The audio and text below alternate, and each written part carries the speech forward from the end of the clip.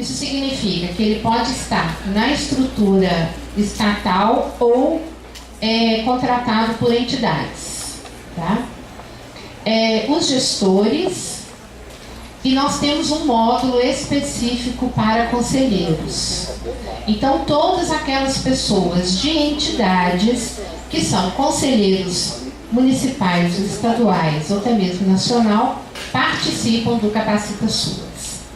Então, em Minas Gerais, o processo de contrato com a SEDESE já foi feito, o recurso já está na conta da Secretaria Estadual e as regras de funcionamento em Minas Gerais deve ser feito mediante pactuação na CIB.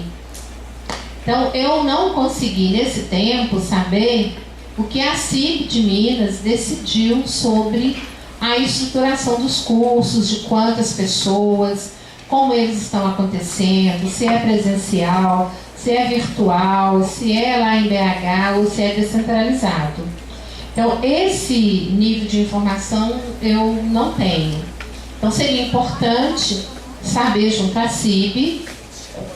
Isso, ótimo. Cristina pode falar. Um pouco de dar esse detalhamento.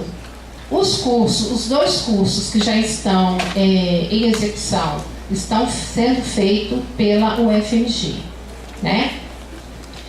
E nós teremos uma segunda etapa do Capacita SUAS, e nessa segunda etapa está previsto 4 módulos. Eu até tenho aqui, localiza para mim, Rose, os módulos aqui, essa mensagem da Camila, que eu falo para o pessoal. Os 2 primeiros, e agora os 4 módulos, tem este que eu falei para vocês, específico da proteção básica e as interfaces da proteção básica, naquela linha de trabalhar com comunidades e povos tradicionais. Um de controle social voltado aí para os conselheiros, um módulo que vai tratar em especial a proteção especial, da mesma forma que a gente vai trabalhar na básica, a especial também vai trabalhar. E tem um geral de planejamento e orçamento nesse sentido. Então, é necessário então que a gente organize essas informações. Então, não sei se eu passo para a Cristina agora ou depois, enfim. Eu volto para... Depois a Cristina fala. Nós estamos recebendo agora o prefeito de Uberlândia, Gilmar Machado, que vai ter uma palavrinha conosco, ok?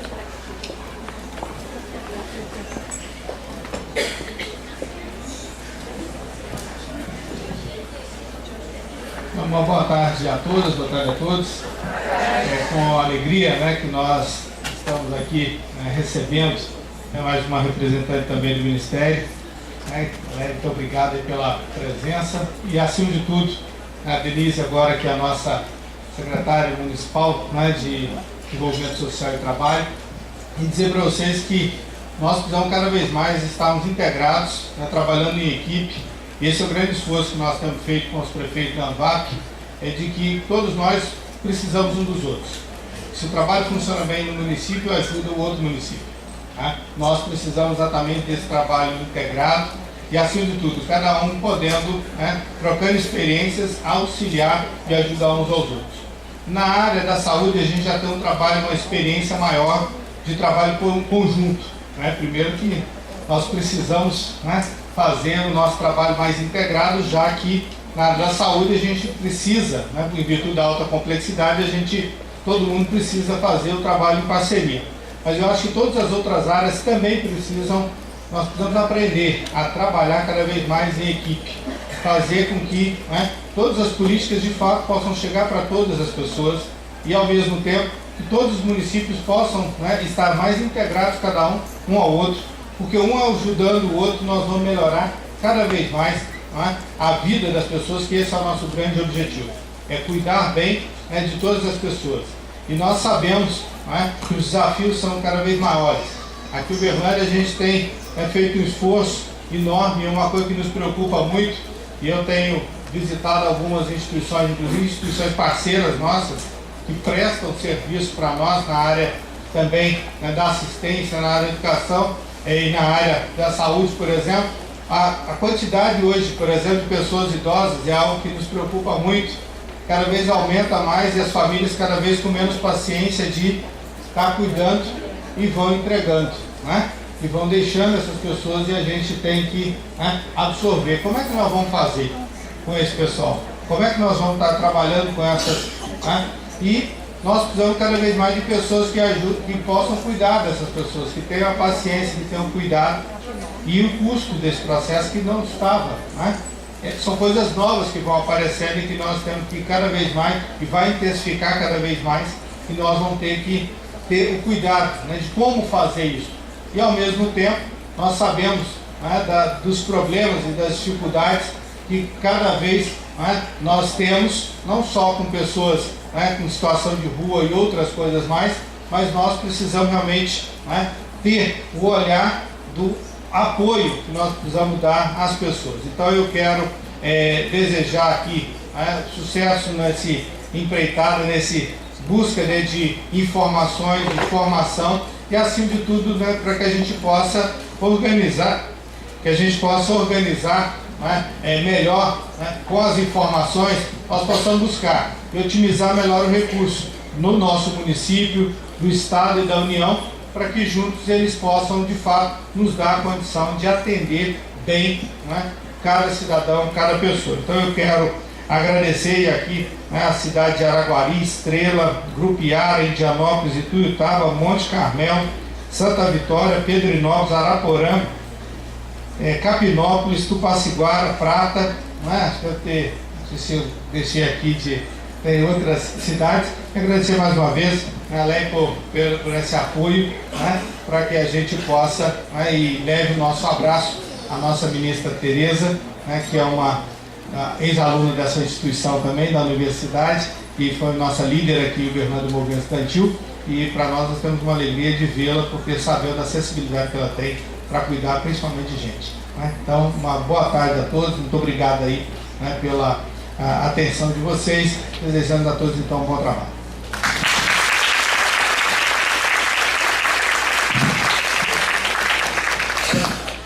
Obrigada, Gilmar, boa tarde. Então agora nós convidamos, né, a Leia Braga, que vai falar conosco a lógica do serviço de convivência e fortalecimento de vínculo, possibilidades e desafios. Eu só queria complementar a informação, que é o seguinte: a primeira fase do Capacita SUAS é 2.250 vagas, é o curso de introdução para profissionais que estão ingressando na assistência e um curso de indicadores, monitoramento, avaliação e vigilância socioassistencial. Para a segunda fase, estão previstos 4.000 vagas nos cursos Introdução ao Controle Social, elaboração do plano de assistência social específico da vigilância, a especificidade e a interface da proteção básica e a organização e oferta dos serviços da proteção social especial. Então, eu sugiro que na hora do debate a Cristina acrescente as informações mais localizadas em torno da pactuação do Capacita SUAS, que foi feito aqui no estado de Minas Gerais. Bem, então agora eu vou focar no serviço de convivência e fortalecimento de vínculos. Então eu vou organizar da seguinte forma: primeiro, trazer para vocês as informações que deram base à reorganização do serviço. No segundo momento, a lógica de organização do serviço de convivência. E em terceiro, as questões voltadas à sua implementação, né? Então vou tentar ser mais breve nos dois primeiros tópicos. Pode colocar para mim, por favor? Para que a gente possa então conversar mais sobre o momento que vocês estão vivendo. E eu digo o seguinte: embora a gente tenha trabalhado no Conselho Nacional, na CIT, o ano passado, e ter as normativas que orientam o serviço de convivência reorganizado em fevereiro, só agora nós estamos pegando essas informações e colocando no sistema, no SISC. Então eu costumo dizer que é igual prova. Você estuda a matéria, lemos a resolução no ano passado, os municípios tiveram tempo para reorganizar o serviço, temos a portaria do MDS também do ano passado, mas agora, quando a gente vai colocar as informações no sistema, é que as dúvidas aparecem. A materialização do serviço ocorre agora. Então, eu digo que é igual prova. Você estuda a matéria, quando vai fazer a prova, e tem necessidade de voltar, né? Então, acho que esse momento é o momento que todos os municípios estão, porque nós estamos, de fato, materializando o serviço de convivência reorganizado.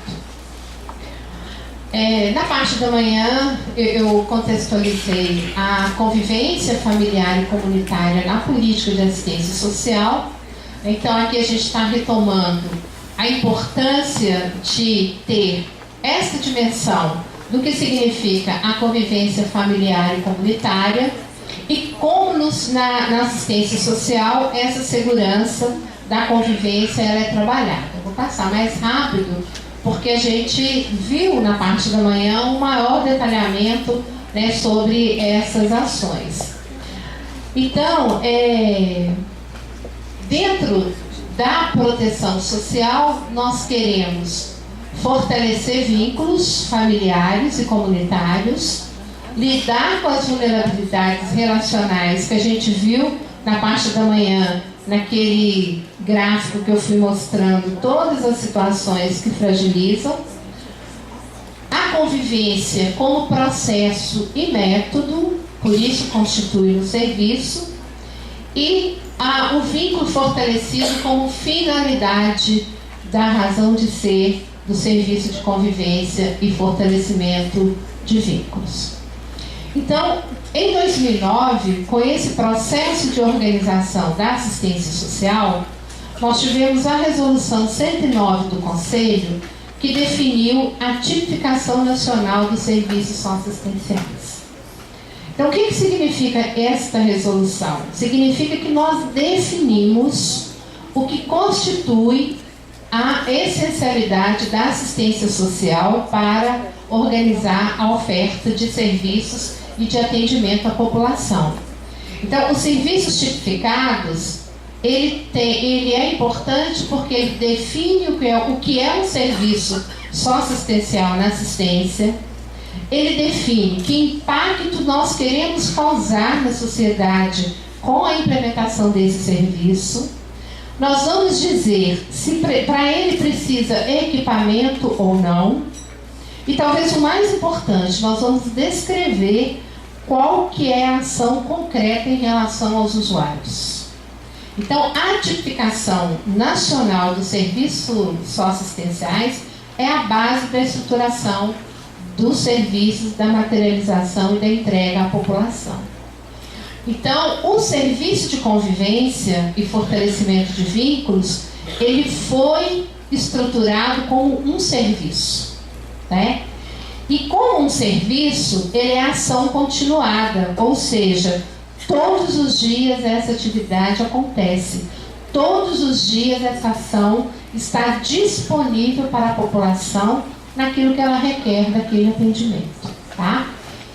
E a tipificação definiu que o serviço continuado, né, de convivência e fortalecimento de vínculos fosse garantido de forma que a execução atendesse o que a assistência social preconizou como uma segurança social de garantir convivência familiar e comunitária, e que se a nossa medida de família é o grau da relação entre os seus membros e essa família no local onde mora, esta é, então, uma ação importante, uma oferta importante do serviço de convivência. Outra questão, evidenciar o caráter preventivo, proativo da proteção social básica. De manhã, nós conversamos sobre o que qualifica ação preventiva, proativa e preventiva da proteção social básica, pautado na defesa e afirmação dos direitos e no desenvolvimento de capacidades e potencialidades, com vista ao alcance de alternativas emancipatórias para o enfrentamento da vulnerabilidade social. A proteção social básica do SUAS parte do pressuposto que precisamos comparecer com a oferta que essa família e seus membros necessitam, seja serviço, seja benefício, seja programas. Mas temos que nos estruturar também para dar um aporte para que ela também constitua a sua autonomia, para que ela também se torne protagonista do enfrentamento das questões que naquele momento fragiliza aquela família e que ela possa, ao longo do tempo, poder deixar de necessitar da oferta ou da atenção da assistência social, né?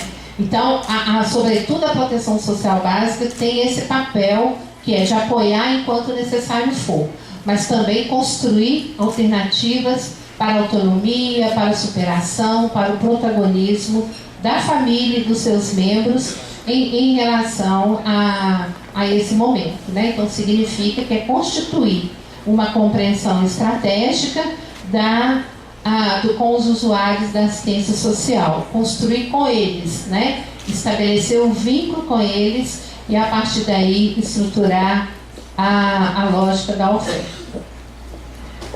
Outra questão importante do serviço de convivência, que ele organiza-se de modo a trocas culturais, vivência dos usuários dos serviços e das famílias, desenvolvendo atividades que trabalham o sentimento de pertença, de identidade, associado ao fortalecimento dos vínculos, incentivando a socialização e a convivência comunitária. Então, é muito importante que a gente observe esse aspecto que o serviço de convivência traz no seu conteúdo e não na forma, né? A gente acabou de ver aqui, de manhã nós tivemos a apresentação cultural da dança, agora nós tivemos aqui a apresentação, fiquei com a vontade de entrar ali também tentar me exercitar, né? Tão interessante que estava. Então, este é um elemento importante. Então, cabe ao serviço de convivência identificar formas que colocam as pessoas em convivência com o outro, com o seu igual, com o seu familiar, né? Mas compreendendo que nós vamos usar recursos culturais, recursos recreativos para atingir este objetivo aqui, né? Então, a dança, ela é uma ferramenta, ela é uma estratégia para desenvolver vários ativos de convivência. A dança por si só, se ela não estiver orientada, ela é uma atividade que ela pode ser deslocada de um objetivo. Então, nós vamos usar muitos recursos no serviço de convivência, como a dança, como atividade cultural, para atingir este objetivo aqui. Estabelecer trocas, garantir convivência e, além de tudo, formar vínculos. Quantas vezes o serviço de convivência não vai desenvolver atividades de dança ou outras com os pais e os filhos, buscando alcançar trocas familiares importantes, aumentar as possibilidades de convivência, né? Nessa vida tão corrida que todos têm, que elementos da assistência social vai se configurar dentro do seu itens de atividades, usando de todas essas estratégias, e por isso a compreensão local é fundamental, né? Porque as atividades vão trazer. Agora a gente está na época de festa junina. Então, no Brasil inteiro a gente vê como as festas juninas, as quadrilhas, as atividades culturais têm sido utilizadas como uma ferramenta, como um instrumento, como uma possibilidade de desencadear algo em relação a esse trabalho que está sendo feito, né? E o fortalecimento dos vínculos familiares através do trabalho social com famílias, atendendo vulnerabilidades e fazendo uma intervenção planejada com o trabalho das equipes juntas a esses usuários. Então, compreendendo toda essa dinâmica do serviço de convivência, como eu disse pela manhã, vou repetir, porque isso é muito importante da gente assentar na nossa compreensão, a segurança de convivência familiar e comunitária é do Sistema Único de Assistência Social. Então, Vários serviços vão possibilitar essa ação. Mas cabe ao serviço de convivência da proteção social básica assumir o papel de criar mais condições em relação a esta segurança. Então, o primeiro, e aqui já dialogando com a tipificação, eu queria centrar nesta frase que está aqui destacada, né? Serviço realizado em grupos conforme as especificidades do ciclo de vida. Então, o serviço de convivência vai se responsabilizar, dentro do eixo da política de assistência social e da segurança de convivência familiar e comunitária, uma atenção voltada para os ciclos de vida. Porque o ciclo de vida, ele aporta necessidades humanas diferenciadas do processo social mais geral ou econômico. Então, o envelhecimento, numa situação onde os recursos materiais são pequenos, as dificuldades serão muito maiores de acesso, bem como a criança também no seu processo de crescimento. Então, o serviço de convivência, ele vai olhar para a necessidade social, material, né, que é da própria sobrevivência material dessa família, mas ela vai olhar para as questões voltadas ao ciclo de vida. Por isso nós damos uma ênfase à criança pequena, até 6 anos, acima de 6 anos, os adolescentes e os jovens, e as pessoas idosas, em processo de envelhecimento. Esses são os públicos prioritários em termos de categorização de ciclo de vida. E o serviço de convivência vai olhar para estas pessoas e vai dizer, dentro delas, nós queremos priorizar um determinado tipo de características que essa população tem. Então, daqui a pouco eu vou apresentar o que está nas nossas normativas, as 11 situações prioritárias. Então, são crianças, jovens, adolescentes e idosos, prioritariamente em situação de isolamento, em situação de violência, e nós vamos caracterizar outros mais detalhados. Daqui a pouco eu quero dizer o que significa cada uma dessas 11 situações, tá? Bom, então, o serviço de convivência, ele vai criar essas situações e as possibilidades do desenvolvimento do relacional entre esse público prioritário e a sua família, né? Ele vai desenvolver sentimento de pertença e de identidade destas famílias e dessas famílias no lugar onde elas estão ali morando e construindo as suas relações. É um serviço que deve promover a socialização e a convivência comunitária. Ele deve incentivar a participação comunitária e a apropriação de espaços públicos, garantindo o protagonismo nos territórios onde essa ação está instalada. E ele deve valorizar a cultura de famílias e comunidades locais pelo resgate de suas culturas e promoção de vivências lúdicas. Então aí começam as primeiras questões. O que a essencialidade do serviço de convivência difere do PAIF? Se o PAIF é um serviço de atendimento, de atenção integral a essas famílias, né? Então, a primeira questão para a gente compreender, esses dois serviços, eles são do âmbito da ação preventiva do trabalho com as famílias, mas eles têm especificidades.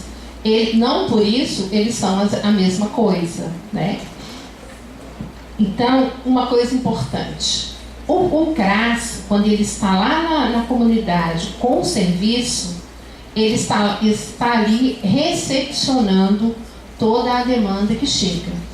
Então o CRAS tem uma demanda que nós chamamos espontânea, que é estar ali, né, como eu dei o exemplo de manhã do bombeiro, ele está ali como bombeiro, preparado para agir e para receber as demandas. Mas ele também faz um movimento de ir atrás. Ele também faz um movimento de identificar as famílias que ele sabe que estão ali no território, que apontam fragilidade, mas que não tem essa ação espontânea de chegar até o CRAS. Então veja bem, o PAIF tem essa dinâmica. O serviço de convivência não. O serviço de convivência não tem atendimento espontâneo. Ele é uma retaguarda do PAIF. Logo, chega no serviço de convivência aquela pessoa trabalhada pela equipe do PAIF e encaminhada pela equipe do PAIF. Então aí tem uma primeira diferença em relação ao funcionamento dos dois serviços que estão trabalhando com a mesma família. Então cabe ao serviço de convivência ser um ator de retaguarda para o trabalho junto àquela família. Tá? Nós temos dentro do CRAS e do PAIF um conjunto de orientações ou de atividades que nós podemos desenvolver, né? Então nós temos a equipe do PAIF desenvolve atividades individuais no atendimento de membros da família ou da família inteira, se ela ali entender a necessidade de uma intervenção coletiva com a família. Mas o PAIF também desenvolve ações coletivas, que são aqueles momentos que a equipe identificou uma determinada situação naquela localidade e ela avalia que, se tratar aquela questão com várias famílias que estão enfrentando ou passando pela mesma situação, ela vai criar uma modalidade de intervenção coletiva. Então, eu vou dar um exemplo mais concreto. Eu, como assistente social do CRAS, identifico um número grande de adolescentes que estão perdendo suas vidas, estão envolvendo com as drogas ou com o tráfico de drogas. Eu começo a perceber que aquela é uma ação que eu identifico em várias famílias, em várias situações. Então, eu vou estruturar uma intervenção coletiva com as famílias, porque embora os filhos sejam diferentes, a ação que ela está enfrentando é a mesma.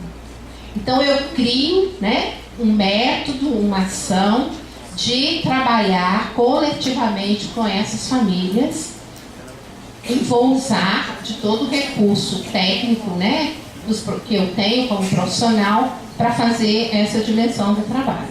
Tá? Esta ação não se confunde com os grupos que nós vamos trabalhar no serviço de convivência. Então eu posso ter grupos no PAIF e posso ter grupos no serviço de convivência. A diferença é que o grupo que eu organizo dentro do PAIF é um grupo para trabalhar, é uma forma, né, de trabalhar situações que eu localizo e que elas podem, com o resultado da minha intervenção, deixar de ser uma necessidade. Então eu posso temporariamente trabalhar 4 meses com essas famílias e ao final de 4 meses ter um resultado dessa minha intervenção. No serviço de convivência, a organização em grupo é mais do que isso. No serviço de convivência, a organização do grupo é método de intervenção. Então eu vou trabalhar com grupos de acordo com a minha necessidade, aqui colocada pelo ciclo de vida. Antes do reordenamento, como eu trabalhava? Eu trabalhava com 0 a 6, grupos de crianças de 0 a 6, eu trabalhava com grupos de 6 a 15 e eu trabalhava com 15 a 17 por meio de um programa que era o ProJovem, né? E depois eu trabalhava com os idosos, que tanto a criança de 0 a 6 como os idosos era da origem antiga série histórica da LBA, Eu trabalhava muito 6 a 15 com o programa do PET, né? E aí eu criava dinâmicas de atendimento a esses adolescentes na estrutura do PET. Então eu recolhia ali um grupo de crianças que tinha a marca do risco, né, ou da violação do direito por estar no trabalho infantil, e aí eu trabalhava com essas crianças numa dinâmica de desenvolver a convivência e outras ações em relação a esse grupo.